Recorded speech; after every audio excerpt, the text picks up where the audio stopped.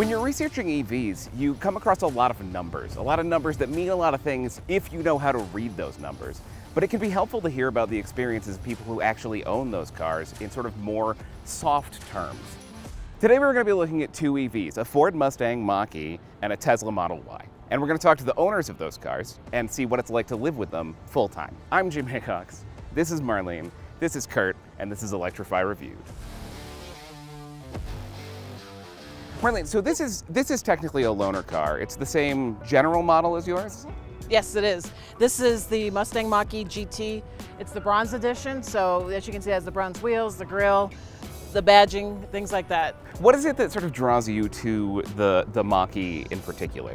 I looked at a lot of vehicles when I was looking for an EV, and you know, Ford has 120 years behind them with cars. The styling of it, it was just everything that I was looking for. Is the Mach-E your first electric car? Yes. What were you driving before you were driving the Mach-E?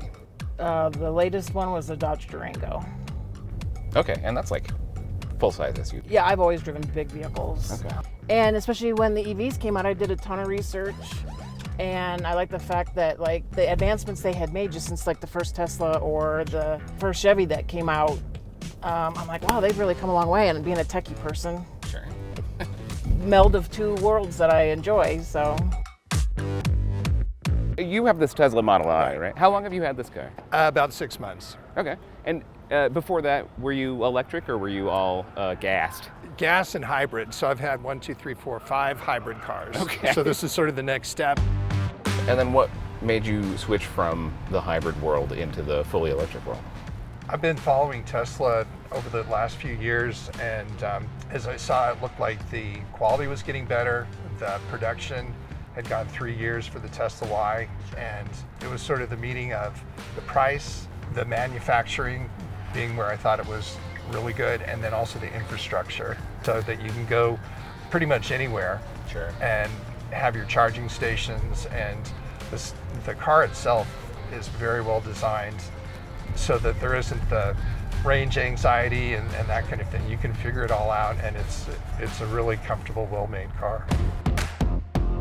Marlene, I realize this isn't exactly yours, but it's probably similar enough yeah. that you're familiar with all the bits, Oh, yeah. Do you want to give me a little tour around, sort of show me the specs, the highlights? Yeah, absolutely. So as on any standard EV, you've got the charging door here, you know, with the different type of adapters. So you have the DC fast charging, and now Ford has given us the adapter to be able to use at the Tesla supercharger, so that really opens up the entire network for us.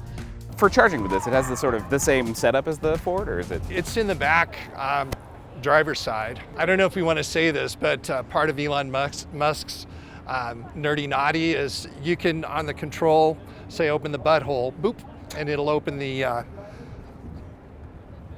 charging port. I see. So you can either do that from the display screen, from the whiz wheel where you do voice commands, or you can come when you approach with the charging cable, it'll open. It just knows? Yes. Is there an adapter? Because this looks like it's just the Tesla port, right? Would you Right. be able to charge it at a non-Tesla? Yes. There's a little packet that comes with the car, so you can do the non-Tesla charging as well. Okay. Was the styling? That was a big part of it. I wanted something that just looked, you know, had a style, and the finishes. They used very nice finishes within the Mach-E. Adding a front screen here instead of just a center one. Right. You know, I've been driving for a long time. I like just being able to look down and see what I need to see with not having to focus off to the side. Yeah.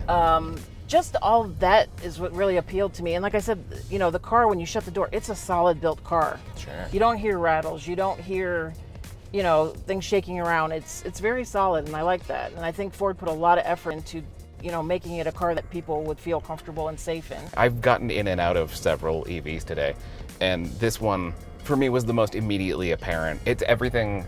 I've driven traditional cars, and I just knew how. I had no questions about how to start it or get into it or use any of the devices. Some of the other cars, I have had to ask people questions to operate them, you know? So I think, yeah, some of that like car company legacy is there. The whole cockpit, to me, feels of the EVs I've been in, the least like a traditional Yes. car.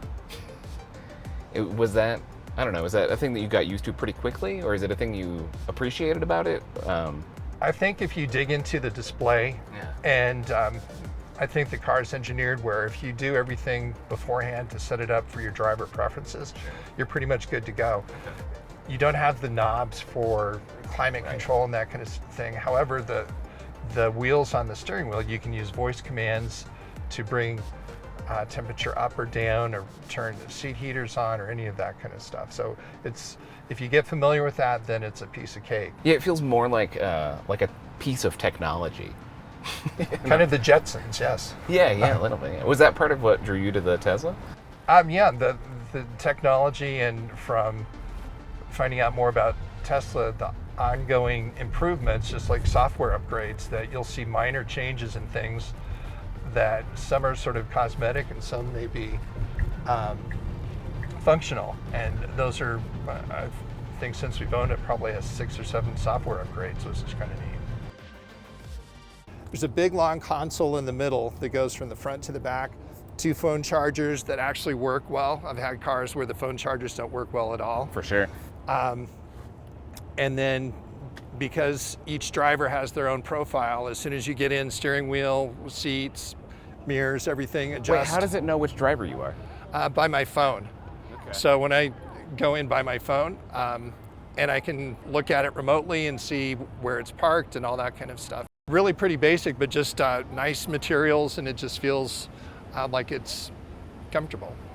Do you feel like it's been a major transition for you, going from sort of the I assume you were ICE before you were electric? Yes, I was a big time motorhead before. I probably had 30 gas vehicles before the Mach-E.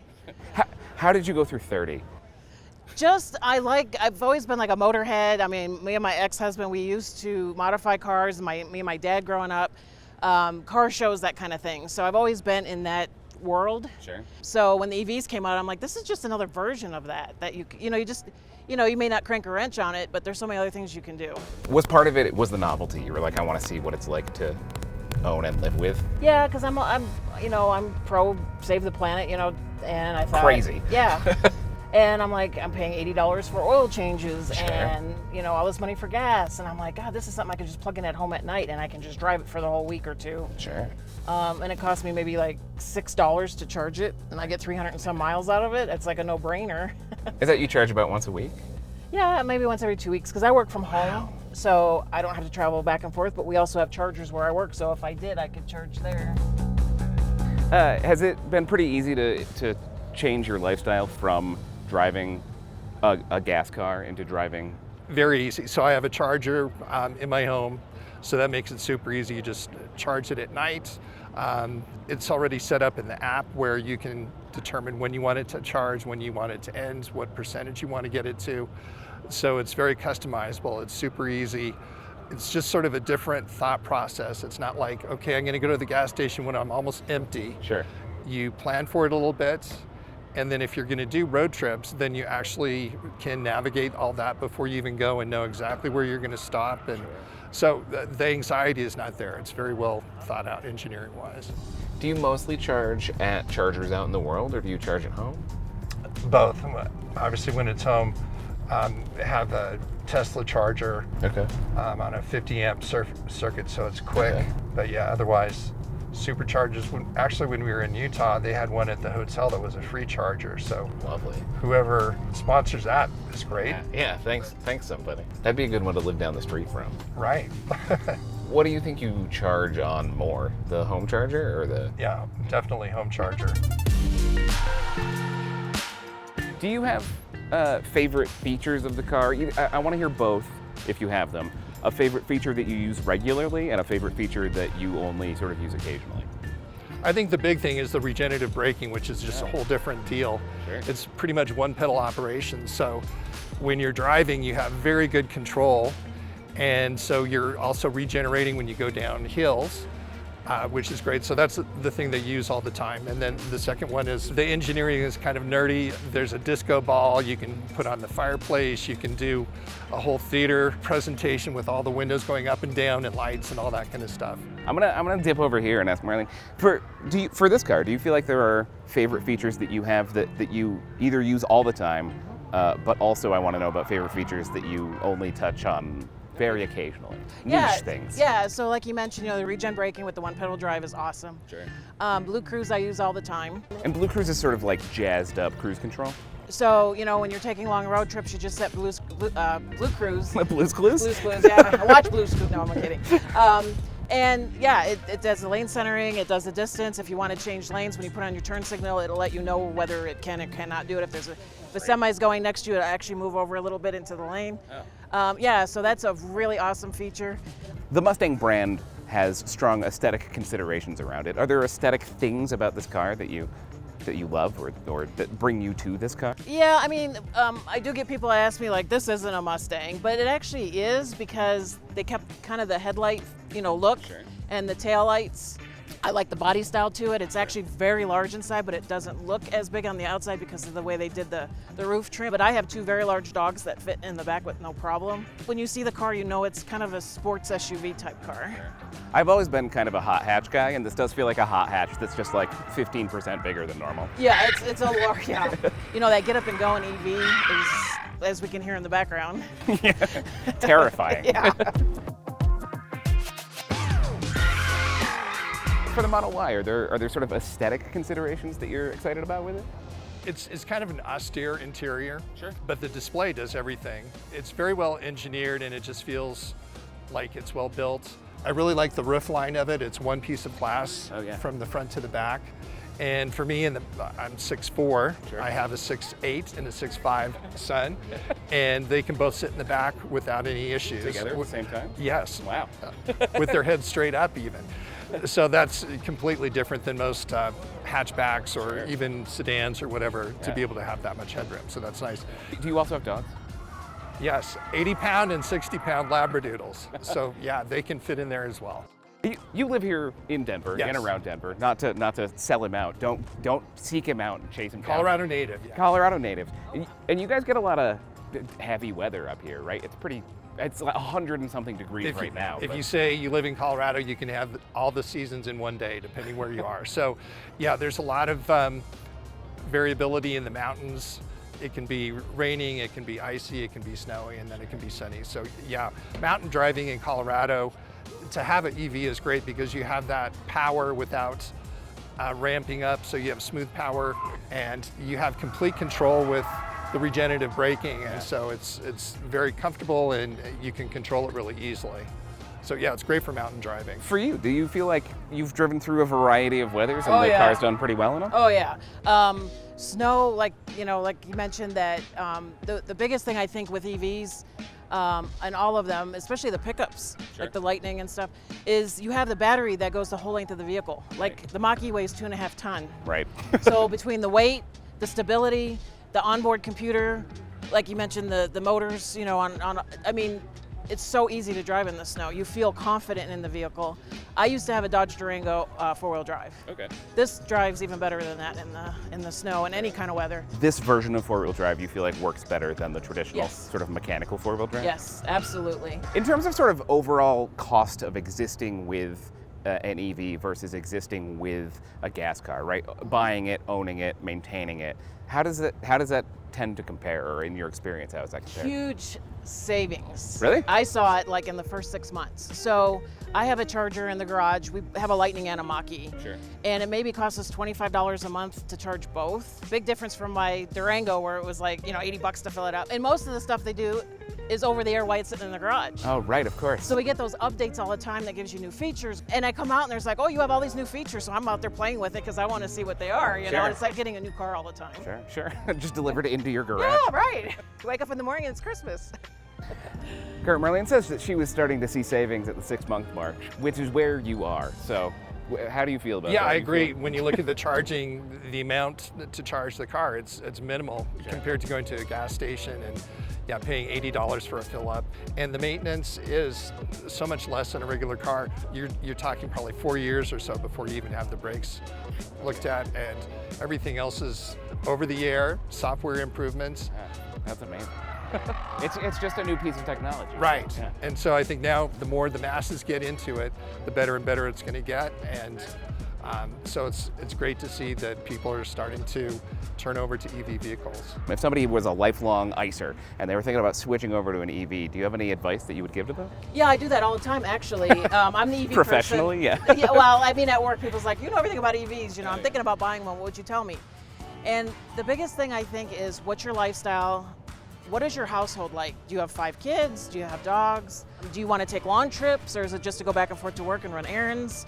And it's just basically getting to understand how the charging works. Get rid of that anxiety. It's fairly easy. The car makes it very intuitive. So it's just a matter of do your homework and then figure out which car fits your needs and lifestyle. Yeah, which is what we're hoping to do. Exactly. The anxiety, I think, is kind of where you need to feel like, I'm going to be good with an EV, that it meets my needs, and then you just get in and drive it, and then you lose all the preconceptions, and you can see it's very easy to drive, it's intuitive. I think it's just getting in and driving so that you lose anxiety about what EVs are all about. Sure. That makes sense. Yeah. Just cruise around for a while. Come out to an event like this one, Electrify Expo, put your hands on the wheel, drive around, see what it's like. That's it. That's all you have to do. And then you're an EV person, like these guys. Then you're proselytizing. Speaking of which, thank you guys so much for coming out, sharing your cars with me, driving me around, telling me your stories, sharing your wit with me. It's been very pleasant. This has been very helpful. I hope it's been helpful for y'all to think about what kind of EV might fit into your lifestyle. If not, we have plenty of other reviews. Check out some other EVs. I'm Jim Hickox. This is Marlene. This is Kurt. This has been Electrify Review.